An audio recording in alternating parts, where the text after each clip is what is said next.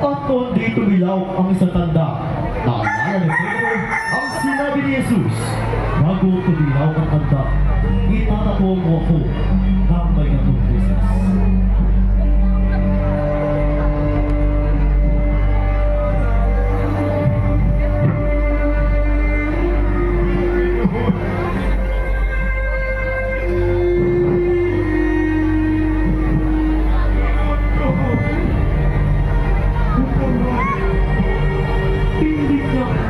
Jesus. Subalit, nakatakda na makasulubong ang kanilang mga paningin at nagkatitigan ng ilang isang mata lamang. Sangit ang pain ang biglang bumuhin sa kanyang dibdib.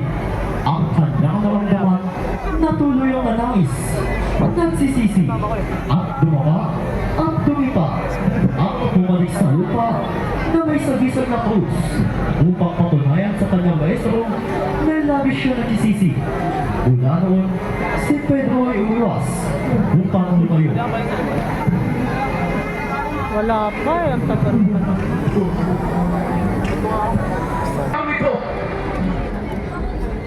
Ako'y hayagang nangangaral sa madlang at nagtuturo sa sinagoga sa templo. Sa pinagkakatikunan ng mga Hudyo, wala akong sinasabing palihim. Bakit mo ko tinatanong? Bakit hindi mo tanungin ang mga tao na kalilinig ng aking mga salita? Ha! Ganyan pa! Ganyan pa! Ganyan pa! Matagin ang sasakote!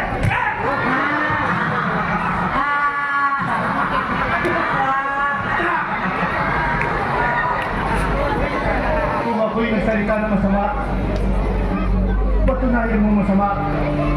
At kung hindi, ba't mo kasi lampal sa mukha? Kunta kasi! Hindi ko palumpat ang mga aral sa tao! Nasaan? Nasaan ang mga nagagawa na magpapakat mo? Sa ginagawa mo ito!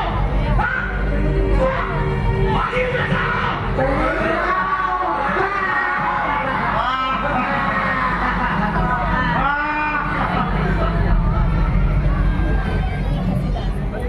Narinig namin na sinabi niya, hibahin man niya at ihakay ang mahal na templo.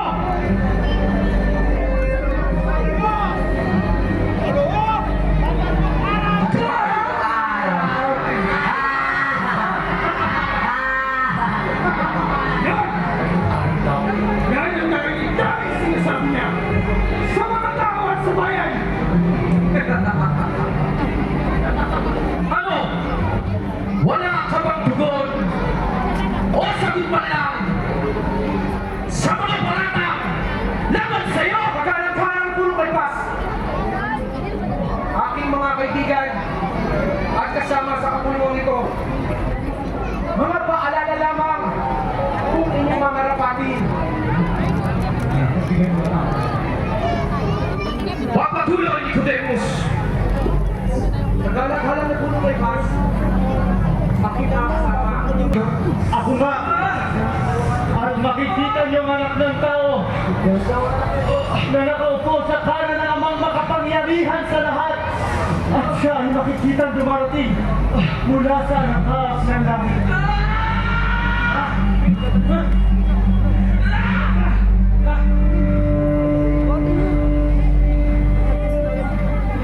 Hindi na natin kailangan ng saksi. Kayo na ang nakarinig sa kalapastanganan sa Diyos ng tao ito. Anong pasya ninyo?